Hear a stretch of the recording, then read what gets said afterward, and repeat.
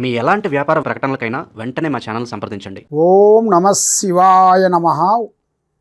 పరబ్రహ్మ పరమాత్మ నమః. జగత్తుత్పత్తి స్థితి బలయా బ్రహ్మ హరియరాయ త్రిగుణాత్మే సర్వకౌర్తగామి దర్శ దత్తాత్రేయ నమసంతిని సిద్ధి కురు కురు కురు స్వ కుర్రో కుర్రు కొండ దేవత అమ్మ పలుకు, జగతమ్మ పలుకు, సమ్మక్క పలుకు, సారలమ్మ పలుకు, వనదేవత పలుకు. ఓం నమ శివాయ. ఓం శ్రీ మాత్రే నమః. 2026 జనవరి నుండి డిసెంబర్ వరకు వృషభ రాశి ఫలితాలు. ఈ వృషభ రాశిలో ఉండవలసిన వాళ్ళందరికీ అదృష్టము, జీవితము, లలాటకము, యోగము, నక్షత్రము. మరి ఇలా జాతక యోగంలో చిన్న వయసు నుంచి ఎంతో కష్టపడుకుంటూ కుటుంబ బాధ్యతలన్నీ ఈపి మీద వేసుకొని కుటుంబాన్ని ఎంతో అభివృద్ధిగా తేవాలని ఎన్నో విధానాలుగా పోరాటం చేస్తుంటారు.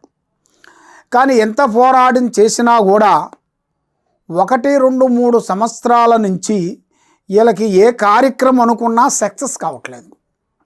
ముఖము చూసిన వాళ్ళు సంతోషం లేదు, దోస్తులో అనుకూలంగా లేదు, భార్యాభర్తల విషయంలో విజయం లేదు, మరి చేసే వ్యాపార విశేషాల్లో అభివృద్ధి లేదు, మరి చేయాల్సిన బిజినెస్ విషయాలలో కూడా గవర్నమెంట్ విషయాలలో కూడా ఎన్నో విధానాలుగా ట్రై చేసినా కూడా అది దగ్గరగా వస్తుంటుంది, మిస్ అయిపోతుంటుంది. అదిగో ఇదిగో అంటుంటారు. వాళ్ళు చేయాల్సిన పనులు కూడా వస్తుంది, అయిపోతుంది, దగ్గరలో ఉంది అని పోస్ట్ పోన్ చేసుకుంటూ వస్తుంటారు. అదేవిధంగా మరి ఇలా జాతక యోగాన్ని పెట్టి చూసుకుంటే ఈ వృషభ రాశిలో ఉండవలసిన వాళ్ళందరికీ ఇప్పుడు ఒక రాజయోగం రాబోతుంది. ఆ రాజయోగం రావాలంటే వీళ్ళకి చాలా వరకు ఓపిక, నిదానము, ఏ కార్యక్రమం చేసినా, ఏ పని చేసినా, ఎక్కడికి వెళ్ళినా ప్రశాంతత అనేది వీళ్ళకి మెయిన్ కావాలి. ఎందుకంటే వీళ్ళకంతా ఎక్కువ ఒత్తిళ్ళు ఎక్కువగా ఉంటాయి, మనశ్శాంతి అనేది ఉండదు. పని మీద, వ్యాపారం మీద, బిజినెస్ మీద ఎక్కువ థింకింగ్ చేస్తుంటారు. చెడమ తీరిక ఉండదు, దమ్మిడ ఆదాయము ఉండదు.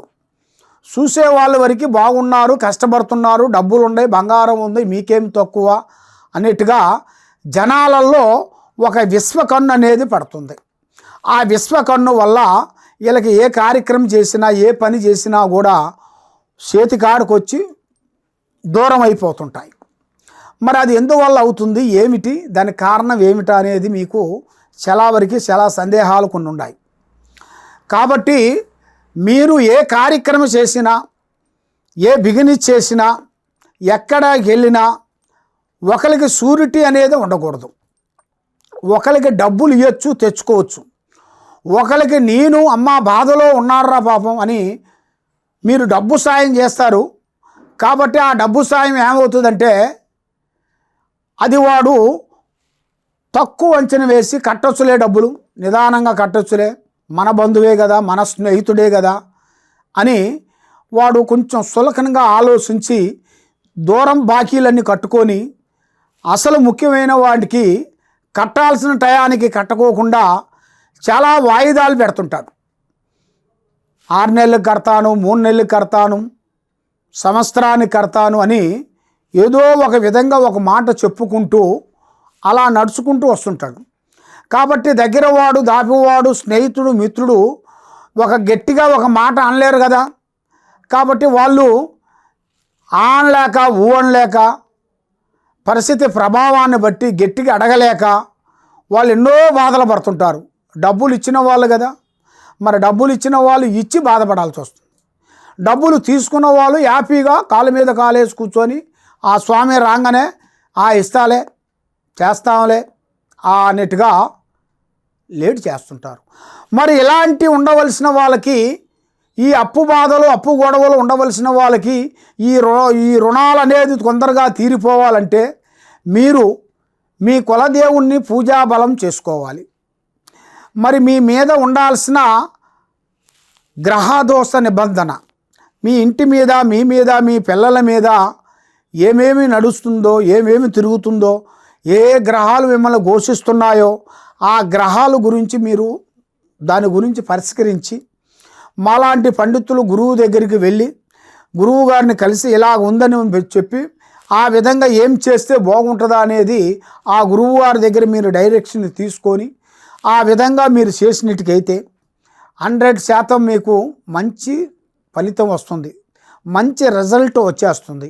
మంచిగా అనుకున్న ప్రయత్నం మీకు 100% విజయవంతమయ్యే మార్గాలు కూడా కనబడుతున్నాయి. కాబట్టి మరి మీరు ఏ కార్యక్రమైనా కానీ ఏ పనైనా కానీ రేపు చేసే పని ఈరోజు ప్రాణము లాంటి స్నేహితుడు కానీ బంధువు కానీ మిత్రుడు కానీ ఎవరికి చెప్పి చేయకూడదు. ఏ పని చేసినా ఆచితూచి అడిగేయండి. మరి వైవాహిక జీవితంలో చూసుకుంటే భార్యాభర్తల మధ్యలో ఒక సంతోషం లేకోకుండా వాళ్ళిద్దరి మధ్యలో నేను గొప్ప అంటే నేను గొప్ప అన్నట్టుగా వాళ్ళిద్దరి మధ్యలో చిన్న చిన్న సమస్య పోయి పెద్ద సమస్య అయిపోతుంటుంది.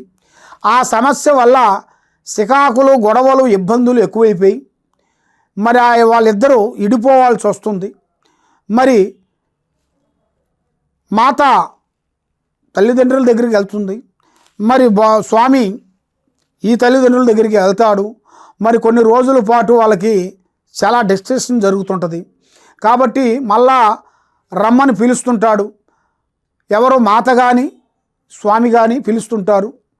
భార్యాభర్తల్లో భర్త గారికి ఫోన్ చేసి స్వామి ఏదో జరిగింది, ఏదో అయిపోయింది, ఏదో టెన్షన్లో ఒక మాట వచ్చేసింది, కాబట్టి మమ్మల్ని క్షమించండి స్వామి, నేను వస్తాను స్వామి అని ఒకసారి 2 సార్లు అన్నా కూడా ఆయన రానికోకుండా లేట్ చేస్తుంటాడు. అది వాళ్ళ పక్కన ఉండాల్సిన వాళ్ళ తల్లిదండ్రులు కానీ అన్నదమ్ములు కానీ వాళ్ళ స్నేహితులు కానీ డైరెక్షన్ ఎక్కువ వింటుంటాడు. డైరెక్షన్ విని మనం పోతే సులకం అయిపోతానని ఆయన చాలా డిమాండ్లో ఉంటారు. కాబట్టి ఆయన డిమాండ్లో ఉన్నాడని మరి మీరు కూడా డిమాండ్గా చేస్తే మీ సంసారం అనేది ఇడిపోతుంది. దానివల్ల ఎన్నో సమస్యలు మీకు ఎదురొచ్చే మార్గాలు కూడా చాలా వరకు కనబడుతున్నాయి. కాబట్టి అన్నీ కావాలంటే మనకు దక్కవు. కొన్ని కావాలంటే కొన్ని వదిలేయాలి, కొన్ని పట్టుదలను వదిలేయాలి. పట్టుదల అనేది మనిషికి చాలా సికాకమైన సమస్య. ఆ సికాకమైన సమస్య అనేది మామూలు సమస్య కాదు, చాలా పెద్ద సమస్య. కాబట్టి ఆ సమస్యని మీరు తొందరగా తీసేసుకోవాలనుకుంటే మరి మీ మీద ఉండాల్సిన నరఘోష, నరదిష్టి, చెడు కన్ను, చెడు ప్రయోగము ఎక్కువగా కనబడుతుంది. కాబట్టి మరి మీ మీద ఉండాల్సిన ఆ నరదిష్టి ప్రయోగం మీ మీద పోవాలి అంటే దానికి పూజా బలం చేయాలి. ఏం పూజ చేస్తే మాకు ఫలితం కలుగుతుంది? శ్రీ వెంకటేశ్వర స్వామిని పూజా బలం చేసి శ్రీ వారాహిని మాత అమ్మవారిని మీరు పూజించినట్టుకైతే మీ మీద ఉండాల్సిన అష్టకష్ట దరిద్ర దోష నివారణ అనేది పోతుంది, మనశ్శాంతి కలుగుతుంది. మరి మీరు ఎక్కడెక్కడో పోయి జ్యోతిష్యం చెప్పించుకొని నిరాశ చెంది బాధపడుతూ ఉన్నారా? తప్పకుండా ఈ కింద ఉండాల్సిన నెంబర్కి ఒకసారి సంప్రదించినట్టుకైతే నీ పేరుని బట్టి, సమయాన్ని బట్టి, మీ జాతకాన్ని బట్టి ఏముంది ఏం లేదనేది కూడా మేము అన్నీ చూసి చెప్పగలుగుతాం. సర్వో జనా సుఖినో భవంతు. ఓం నమః శివాయ నమః.